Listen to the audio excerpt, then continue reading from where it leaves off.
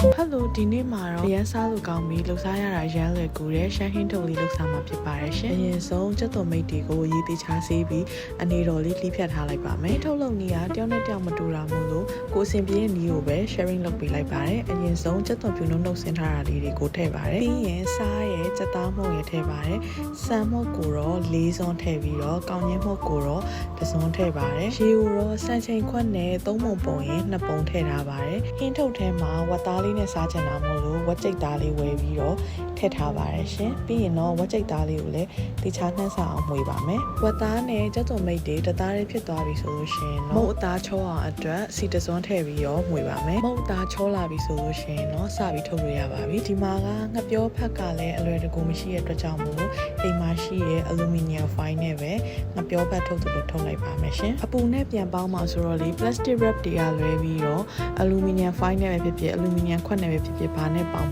အဆင်ပြေပါတယ်။ခြာလေးထုတ်ပြီးသွားရင်15မိနစ်စာပေါင်းပါမယ်။ပေါင်းထားတဲ့မုတ်တွေကြက်မကြက်ကသွားကြထူးရလေးနဲ့ဆန်းပြီးတော့ကြည့်ရင်မုတ်တွေကမပါလာရင်ကြက်ပါပြီရှင်။ပေါင်းထားတဲ့အချိန်လေးပြည့်သွားပြီမို့လို့အခုဆိုရင်ကြက်သွန်မိတ်နဲ့မုံမွေးလေးနဲ့ပူပူလေးစားလို့ရမယ်ရှမ်းဟင်းထုတ်လေးရပါပြီ။ဟင်းထုတ်ကိုဒီလိုအလူမီနီယံဖိုင်နဲ့ပေါင်းတာကဟင်းထုတ်ရဲ့ authentic အနံ့ဖြစ်တဲ့ဖက်နှက်မရတာကလွဲရင်အရသာကို test ချောင်းကအားလုံးအဆင်ပြေပါတယ်ရှင်။ဒါလေးကအိမ်မှာအမြဲတမ်းဆောင်ထားတဲ့ chili oil လေးပါ။ဟင်းထုတ်စားရင်ကြက်သွန်ဖြူစီချက်နဲ့စားမယ်အစားဒီလိုမျိုး chili wine နဲ့စားရတာကိုကပို့ပြီးတော့ crazy ဖြစ်ပါတယ်။ချက်ထားတဲ့ဒီမျိုးသီးစီချက်ထဲမှာလည်းကြက်သွန်ဖြူများများကိုစီနိုင်နိုင်တက်ထားတာမို့လို့စီချက်နဲ့မမွေလေးနဲ့မျိုးသီးဆက်ဆက်ကလေးနဲ့ပို့ပြီးစားလို့ကောင်းပါတယ်။အဲဒါဆိုရင်တော့စားဖို့ ready ဖြစ်ပါပြီ။စားကြပါအောင်ရှင်။နောက် vlog တွေမှာပြန်တွေ့ကြပါမယ်နော်။ Thanks for watching. Bye bye.